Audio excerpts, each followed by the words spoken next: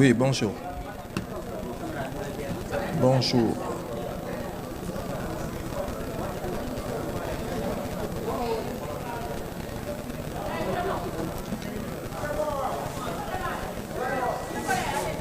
D'accord, donc je suis le professeur Jean-Louis Correa, je suis membre du comité scientifique. Je suis à votre disposition, mesdames et messieurs. Donc wolof la ñuy dooree ah.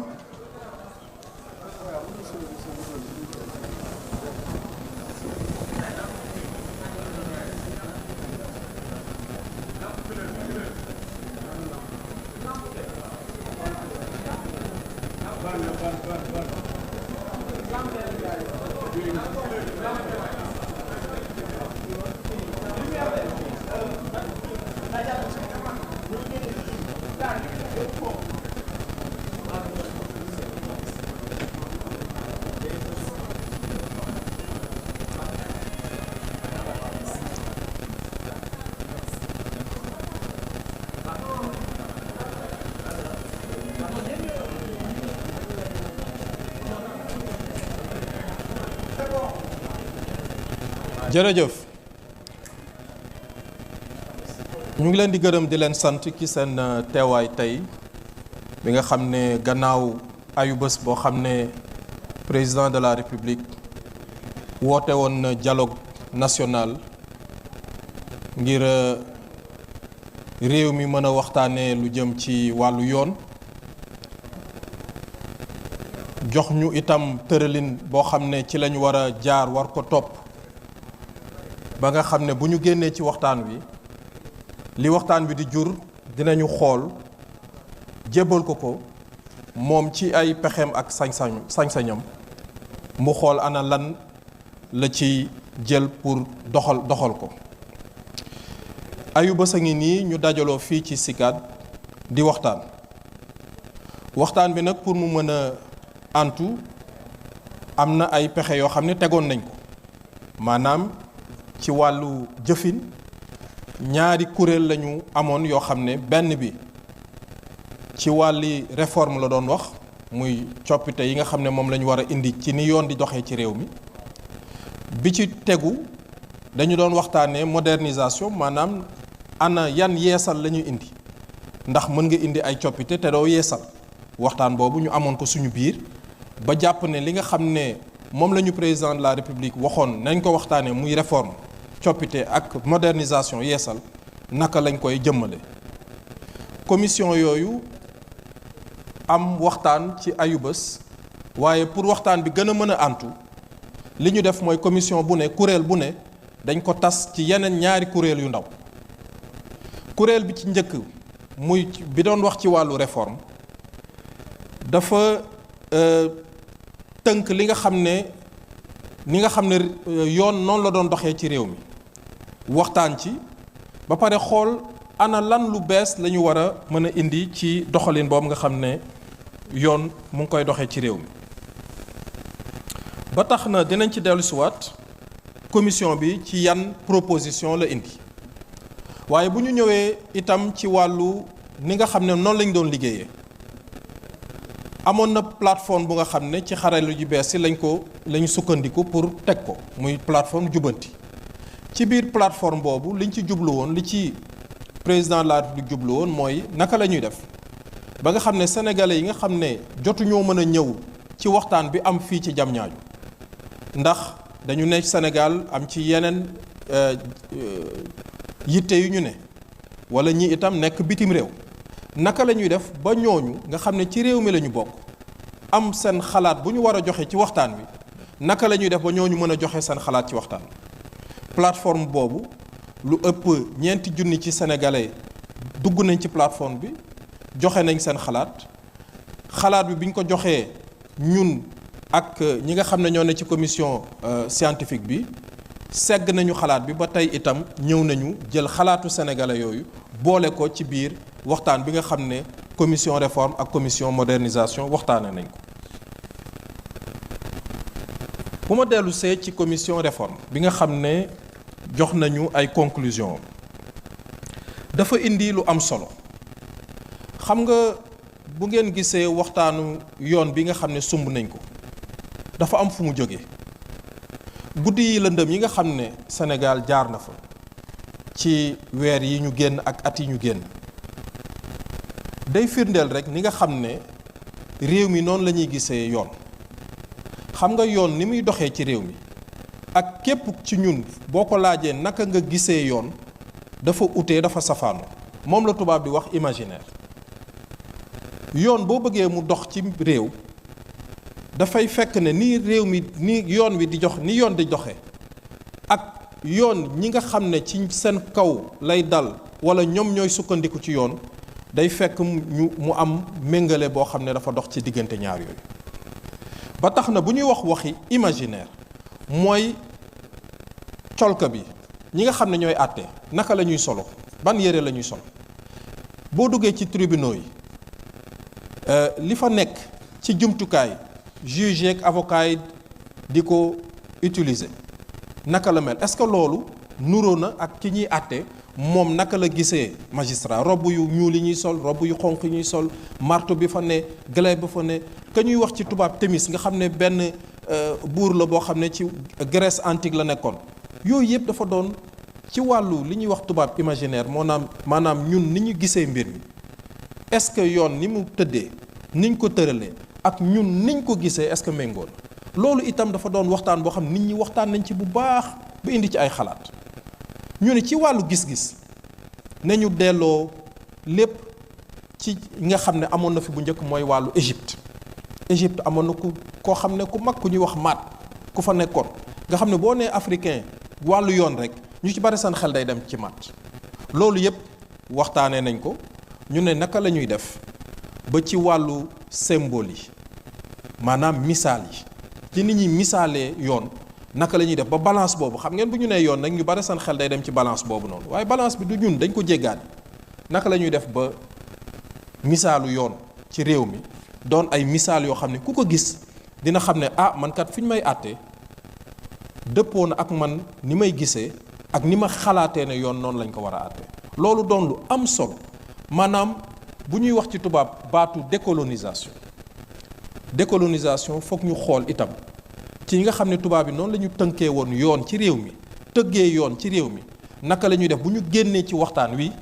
ñu tëggaat yoon neneen fi mu ne nii waxaguma kuréel yi ak jumtukaay yi li may wax rek mooy ci misaal bu ñu la nee yoon naka ngay gisee yoon moom la tubaab di wax imaginaire boobu misaal boobu moom la ñu bëgg bu ñu génnee ci lël bi ñu xool naka la ñuy indee ay coppite ci loolu yépp nit ñi waxtaane nañ ko am na itam ay yoon ak ay saafara yoo xam ne teg nañ ko ci li ci des mooy commission yi li ñu bëggoon a waxtaanee mooy bu ñu ñëwee fii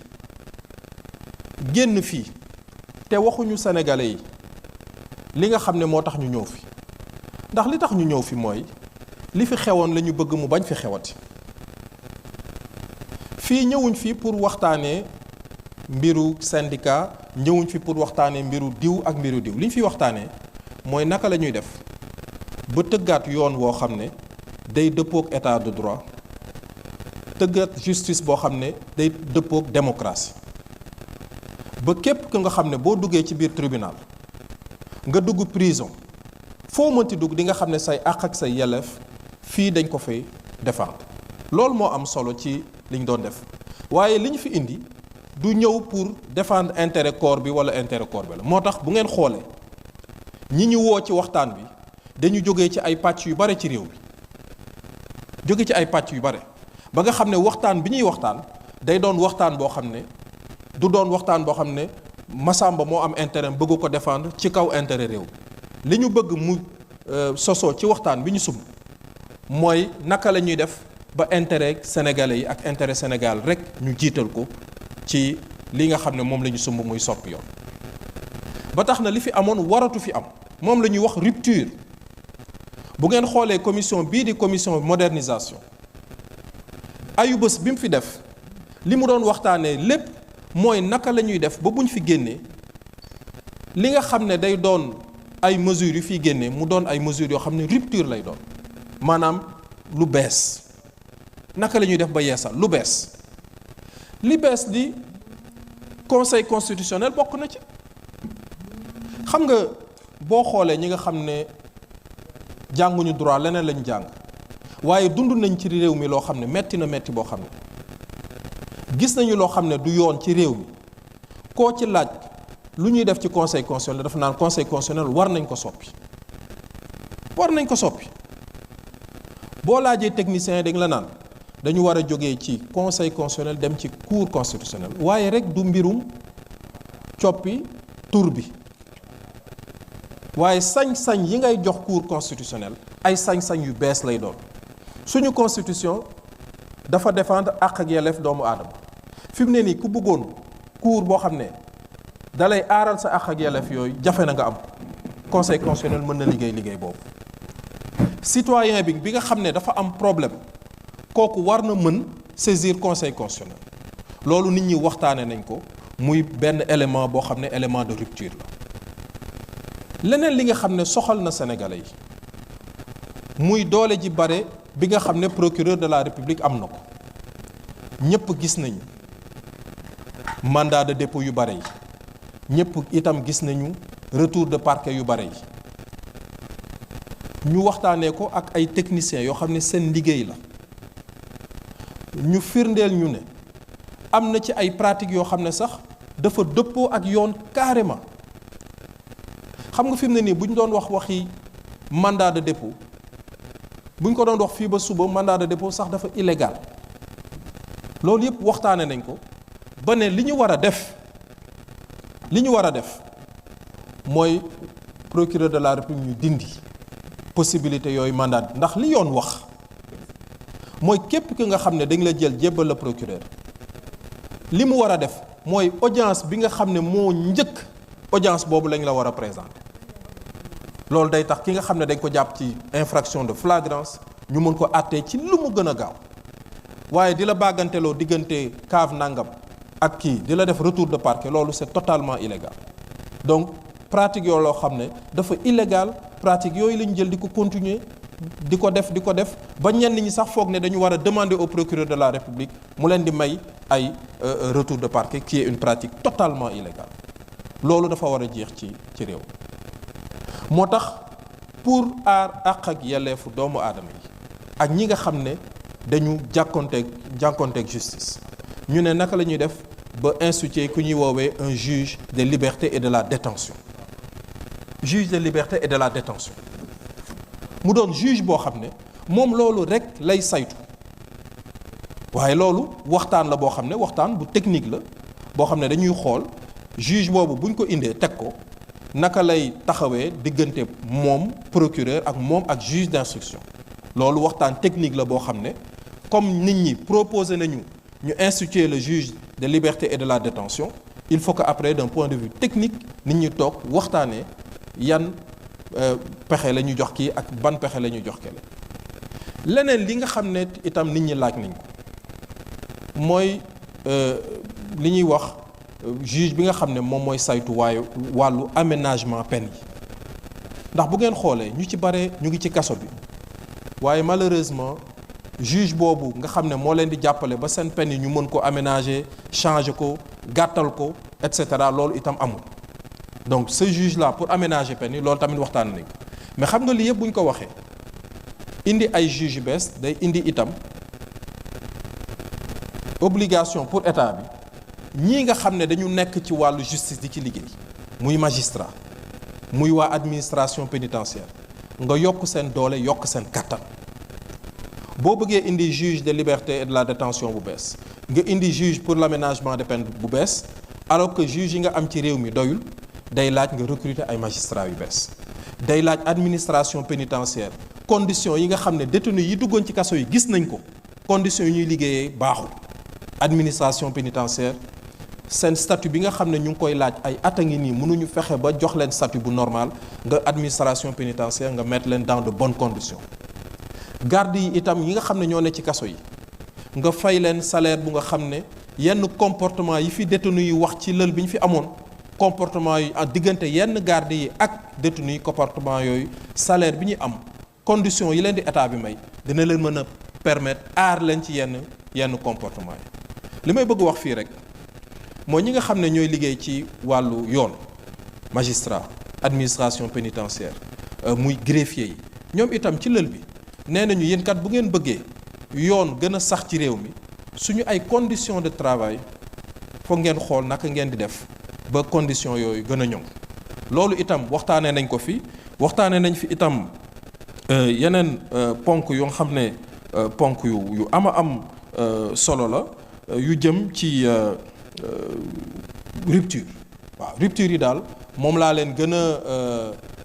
firndeel nii waaye waxtaan mi li ñu ci sumb bare na ndax waxtaane nañu acteurs yi mooy ñi nga xam ne ñooy jëfandikoo service public de la justice waxtaane nañ ñi nga xam ne ñoo fay liggéey naka la ñuy def ba gën a ñoŋal seen ay conditions de travail pour tënk daal lii laa mënoon wax ci kàllaama wolof ci lël bi nga xam ne amal nañ ko fii ci semaine bi ñu génn.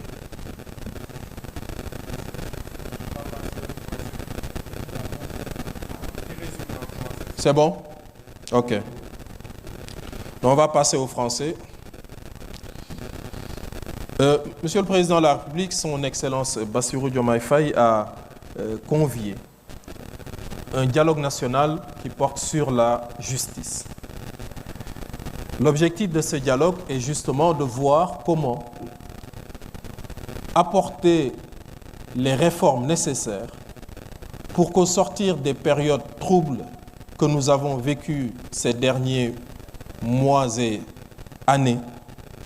comment faire en sorte pour avoir une justice qui reflète l'état de droit, mais également une justice qui reflète la démocratie. Pour ce faire, Monsieur le Président de la République a convié à un dialogue qui s'est voulu inclusif.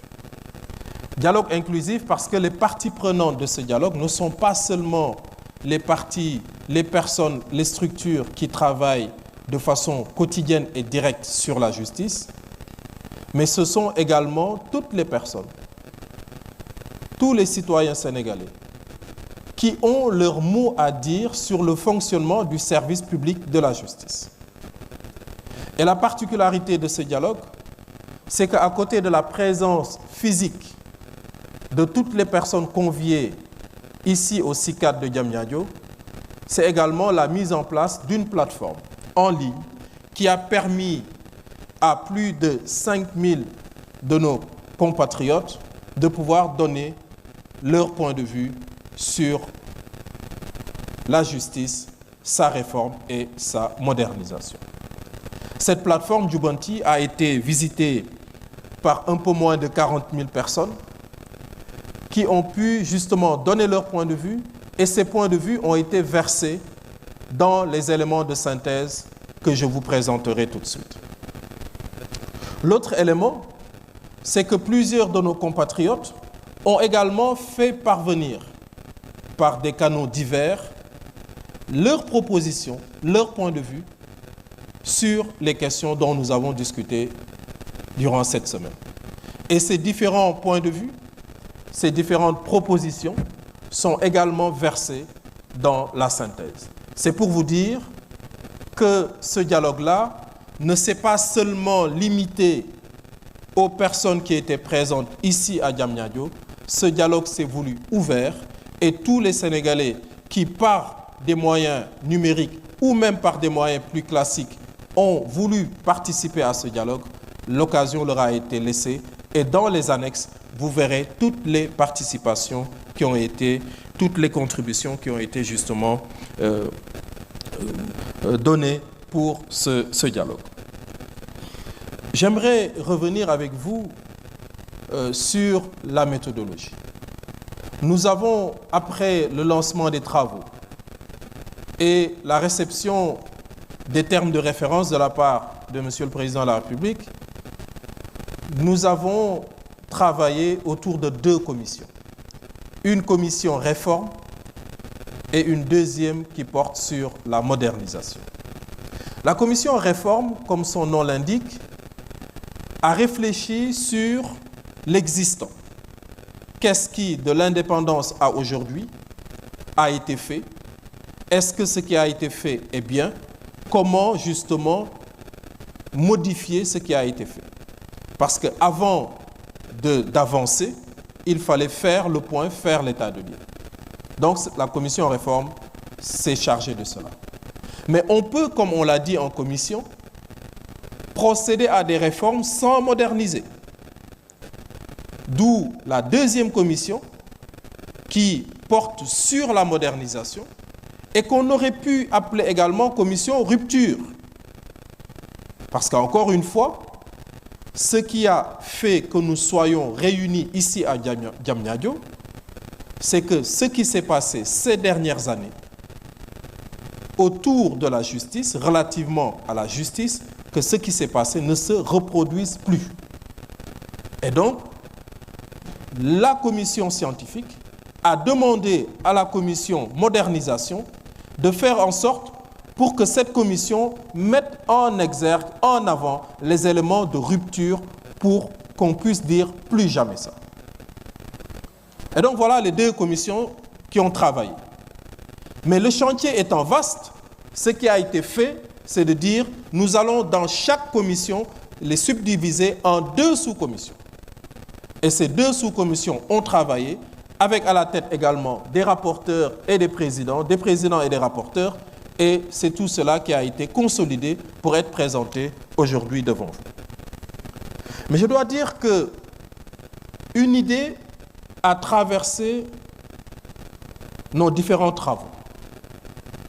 L'idée, c'était de faire en sorte que la justice qui est rendue au nom du peuple sénégalais ressemble au peuple sénégalais. Comment faire pour que les justiciables qui entrent dans les cours et tribunaux, que la justice qui y est dite soit une justice qui leur ressemble? C'est la question de l'imaginaire. Et je dois me réjouir que cette question des imaginaires a été une question prise en charge par tous les groupes, par essentiellement tous les intervenants. Il n'y a pas eu sur cette question des imaginaires, de la représentation de la justice, il n'y a pas eu de voix discordantes. Les participants étaient unanimes sur la question de revoir la présentation et la représentation de la justice. Les touches qui ne nous ressemblent pas, le glaive, la balance, etc. Thémis. Comment faire pour que dans nos cours et tribunaux, lorsque les magistrats, les avocats, les huissiers, etc. se présentent, qu'ils se présentent dans une façon telle que nous puissions nous y voir. Et cela a été un point fondamental. Et cela participe de l'entreprise de décolonisation de la justice. Et cela également a été un débat dans les commissions. Et dans ces commissions, les participants sont unanimes sur la nécessité pour le secteur de la justice de procéder également à une décolonisation des représentations pour que notre patrimoine, et heureusement dans nos différents travaux, nous avions également des artistes de toutes les obédiences avec lesquels nous avons beaucoup discuté de comment notre patrimoine culturel peut également aider à revaloriser tout ce qui est imaginaire dans la justice. Donc ça également, c'est quelque chose d'extrêmement important. Il faut que la justice qui est dite habite les lieux dans lesquels elle est dite. Et cela est quelque chose d'extrêmement important. Après cela, nous avons également beaucoup discuté sur des éléments de rupture sur lesquels j'aimerais mettre en avant. Nous avons beaucoup discuté de la question du Conseil constitutionnel. Les Sénégalais placent beaucoup d'attentes dans le Conseil constitutionnel. Par moments, il y a eu des rendez-vous manqués qui sont beaucoup plus nombreux que les rares rendez-vous qui ont été respectés. Mais il ne faut pas que les rendez-vous respectés occultent les nombreux rendez-vous manqués. Et c'est l'occasion aujourd'hui que le président de la République a convoqué des assises, que nous puissions discuter et mettre sur la table la question du Conseil constitutionnel. L'avis général qui est ressorti de nos travaux, c'est de proposer le passage d'un Conseil constitutionnel à une Cour constitutionnelle. Mais il ne s'agit pas seulement d'un changement de dénomination. Il s'agit d'un changement substantiel, c'est-à-dire dans les modes de saisine et les possibilités de saisine du Conseil constitutionnel. Il y a également eu des débats sur la composition du Conseil constitutionnel. Le Conseil constitutionnel ne s'occupe pas seulement de droit, mais comme on l'a dit, le droit dont il s'occupe est un droit très politique. Il faut que la composition du Conseil constitutionnel et de la Cour qui est proposée par les travaux, que cette composition puisse refléter justement la variété de composition de la population. Et donc, ce qui est proposé, c'est qu'on ouvre le Conseil constitutionnel. Qu'on l'ouvre pas seulement à des magistrats, à des professeurs d'université, à des avocats et à des anciens hauts fonctionnaires, mais à d'autres universitaires, des autres sciences sociales, des anthropologues, des historiens, etc. Mais la recommandation fondamentale également, c'est qu'on arrête de faire du Conseil constitutionnel une maison de retraite. Cela veut dire quoi? Cela veut dire que les membres du Conseil constitutionnel doivent être en activité, que ce soit les magistrats, que ce soit les universitaires, etc. Ils doivent être en activité. Donc voilà des propositions de la sorte qui ont été faites concernant le Conseil constitutionnel. Mais également, il est demandé la mise en place d'un juge des libertés et de la détention. Pourquoi? Parce que le procureur de la République, dans notre tradition, dans nos façons de faire, a beaucoup de pouvoirs, et par moments des pouvoirs qui sont même illégaux. Je pense ici à la pratique du retour de parquet dont on a usé et abusé ces dernières années. Donc, le juge des libertés de la détention est un juge qui pourrait participer à mieux préserver, à mieux défendre la liberté et à mieux surveiller les lieux de détention. Mais cela va appeler naturellement, de la part des techniciens,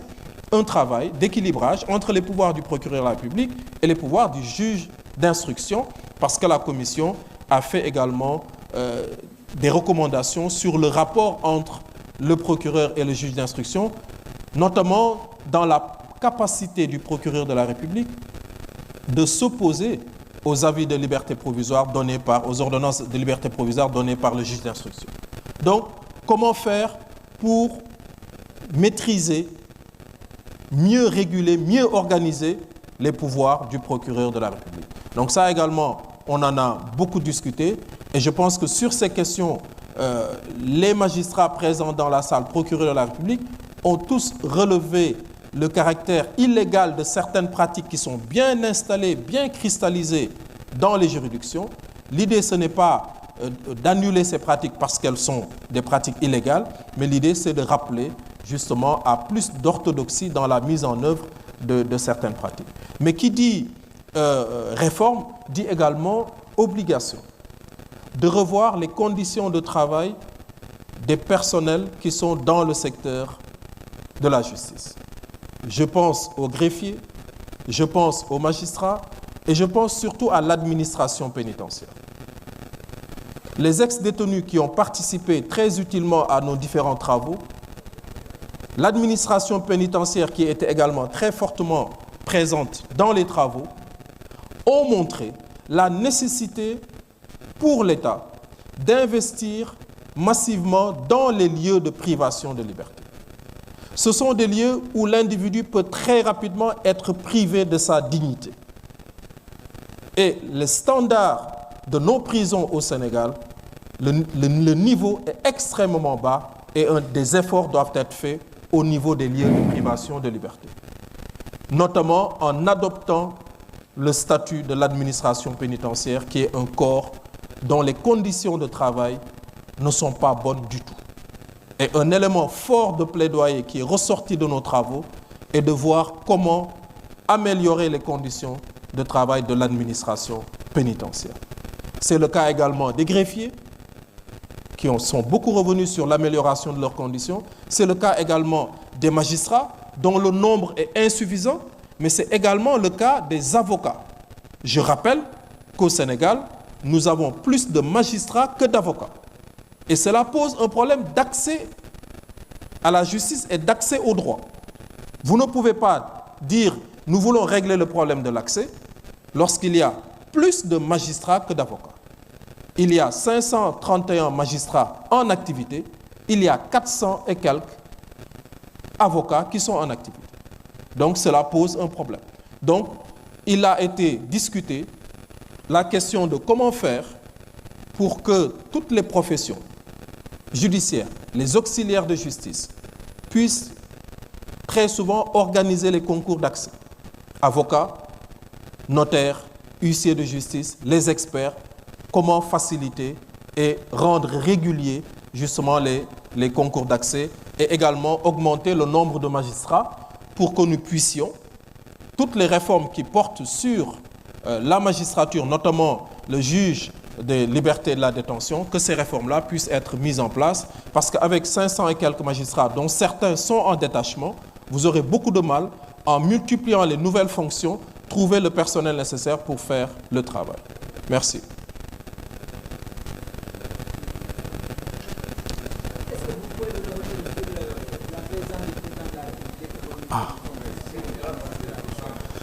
Oui, il y a un point important, c'est la question de la présence du président de la République et de l'ouverture dans le Conseil supérieur de la magistrature et de l'ouverture du Conseil supérieur de la magistrature à des personnes venant d'autres secteurs. Sur la question de l'ouverture, il y a eu un avis très fort qui consistait à dire qu'il fallait ouvrir le Conseil supérieur de la magistrature, qu'il ne soit pas seulement ce conseil composé de magistrats. Il y a cette recommandation forte qui est faite, mais l'avis contraire qui a été aussi soulevé par certains participants qui estiment qu'on ne devrait pas ouvrir le Conseil supérieur de la magistrature à d'autres professions. Donc cette question-là est sur la table, mais ne fait pas l'objet d'un consensus. La deuxième question qui a été soulevée, c'est la présidence du Conseil supérieur de la magistrature par le président de la République, qui en soi est une violation de la séparation des pouvoirs si on admet que la magistrature relève du pouvoir judiciaire. Cette recommandation également a été une recommandation très forte pour dire que le président de la République ne doit pas présider le Conseil supérieur de la magistrature, que l'on doit réformer ce Conseil supérieur de la magistrature, mais sur cette question, quelques participants ont également émis un avis contraire. Sur ces différentes questions, les rapports qui seront parvenus au président de la République mentionneront les points de convergence et les dissonances qui ont été relevées par certains participants sur la non-présidence du Conseil supérieur par le président de la République et également sur l'ouverture de ce même Conseil à d'autres personnes qui ne seraient pas seulement des magistrats. Merci beaucoup.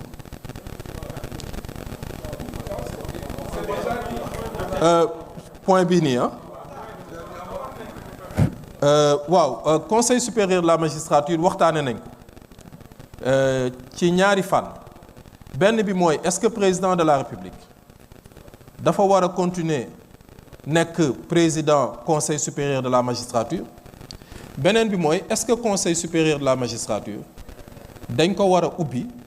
ba nga xam ne yeneen nit ñoo xam ne du ñu ay magistrat dinañ fa war a mën a toog li ëpp nag ci ñi nekkoon ci lël bi dañu jàpp ne président de la République waratul doon président Conseil supérieur de la magistrature ñi ëpp ci lël bi loolu lañ jàpp waaye am na ñoo xam ne bokk nañ ci waxtaan bi ñoom jàpp nañ ne président dafa war a wéy di doon président du Conseil supérieur de la magistrature bu ma dellusee ci ubbi Conseil supérieur de la magistrature boole ci ñoo xam ne du ñu ay magistrat ñu war fa mën a toog di dogal ak magistrat yi ñu ci bari ci lël bi itam jàpp nañ ne war nañ ko mën a ubbi ndax am na réew yu bari ci àdduna bi ñoom ubbi nañ seen Conseil supérieur de la magistrature booy xool itam fii ci réew mi yenn conseils yi comme université yi yooyu ubbi nañ ko waaye ñenn ñi itam ñu bokk ci waxtaan bi ñoom jàpp nañ ne loolu du lu gën ñoom pour ñoom li gën mooy magistrat yi continuer ñoom seen Conseil supérieur ñoom donc ñu continuer di fa toog ba tax na li waxtaan wi jàpp mooy rapport bi nga xam ne dinañ ko jébbal bu neexee yàlla président de la République liñ ko ciy wax mooy président de la République nekk président conseil supérieur de la magistrature ñi ëpp ci waxtaan bi d'accord nañ ci waaye am nañu ci d'accordul ndax loolu moo génn ci waxtaan bi ndax dëgg neex yàlla. deuxième constat bi mooy ouverture bi ñi ci ëpp itam jàpp nañ ne war nañu ubbi waaye am na ñoo xam ne jàpp nañu ne waruñu ubbi loolu nag bu ñu ko jébbalee président de la République moom ci ay sañ-sañam mooy xool ban décision lay jël wasalaam.